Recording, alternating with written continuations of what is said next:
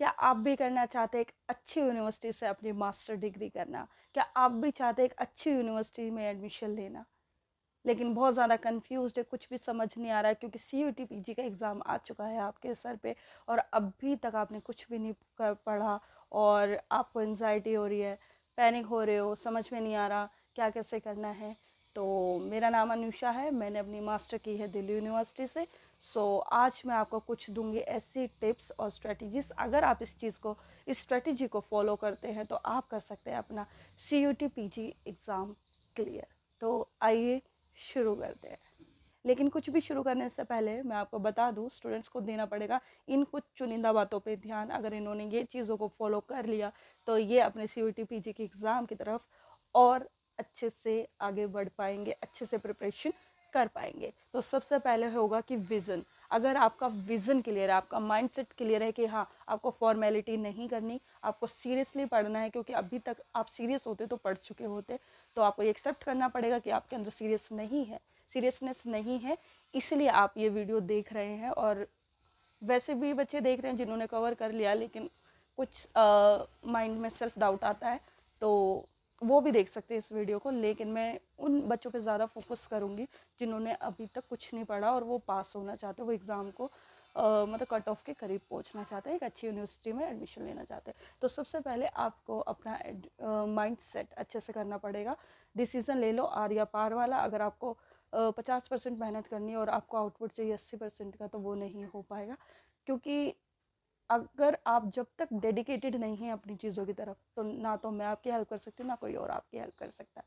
तो अगर आप 101%, 110% मेहनत करने के लिए तैयार है, तो आप इस स्ट्रेटजी को ज़रूर इम्प्लीमेंट करके अपना एग्ज़ाम क्लियर कर लेंगे।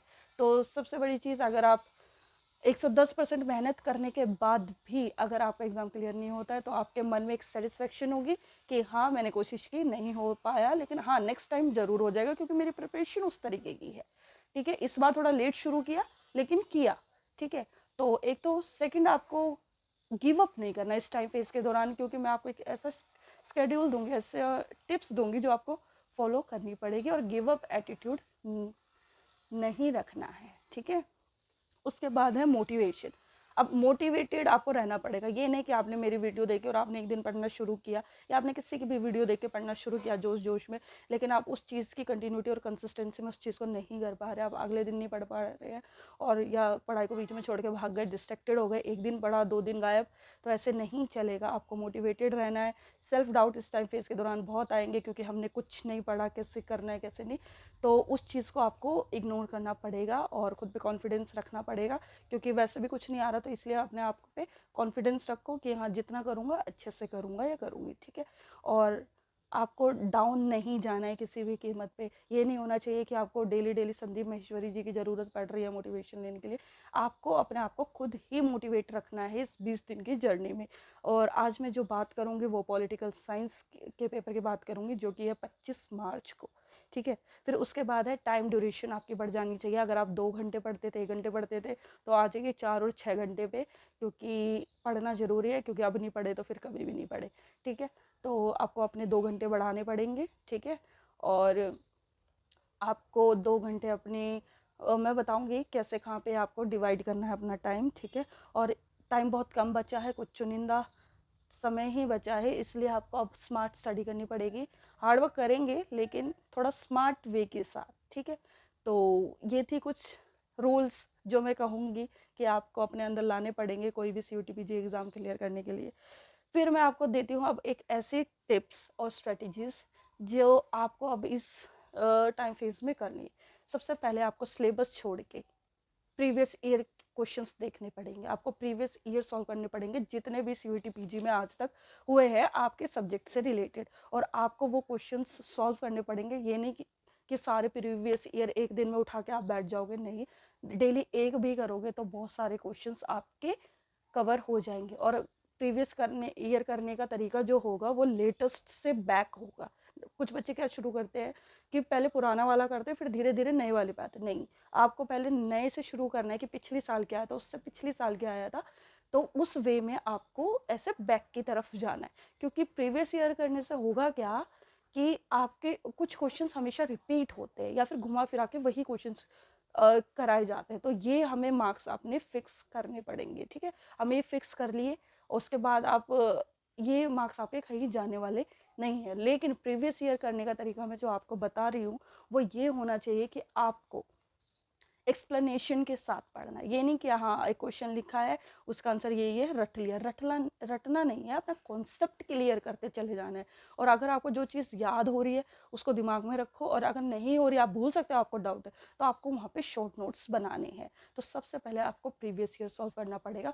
उसके बाद आपको लगाने हैं मॉक टेस्ट, क्योंकि ये पेपर पूरा एमसीक्यू बेस्ड आता है, तो हमें यहाँ राइटिंग वाला तो करना नहीं है, इसलिए पूरा सिलेबस में अभी नहीं घुसना है, ठीक है। मॉक टेस्ट लगाना है आपको, टेस्ट सीरीज ज्वाइन करिए। जितने ज़्यादा एमसीक्यू सॉल्व कर पाएंगे आपकी प्रैक्टिस उतनी ही ज़्यादा अच्छी होगी, क्योंकि ऑब्जेक्टिव टाइप आपके सब्जेक्ट में से क्वेश्चन लिए जाते हैं, ठीक है। आपको चीज़ें फैक्ट ओरिएंटेड आपको पढ़ना होगा, ना कि आपको सिलेबस के ओरिएंटेड आपको पढ़ना है। आपको फैक्ट उठाने हैं हर टॉपिक में से, ठीक है। उसके बाद आपको जो आप मॉक टेस्ट लगाओगे पढ़ने के बाद, उसका आपको एनालाइज करना है कि मेरे कितने नंबर बन रहे हैं, कहाँ मेरी गलती हो रही है, क्यों, मुझे कहाँ पे वर्क करना है। और जब आप प्रीवियस ईयर करोगे ना और मॉक टेस्ट करोगे, तो आपको क्वेश्चन का ना ट्रेंड पता चलेगा, पैटर्न पता चलेगा। और प्रीवियस ईयर में आप देखोगे कि क्वेश्चन की ना रेशियो पता चलती है कि कितने थीम में से, कितने यूनिट में से कैसे कैसे क्वेश्चन कितने पूछे जाते हैं। ये आपको पहली चीज़ आपके माइंड में सेट होगी, पेपर करने का तरीका, ठीक है।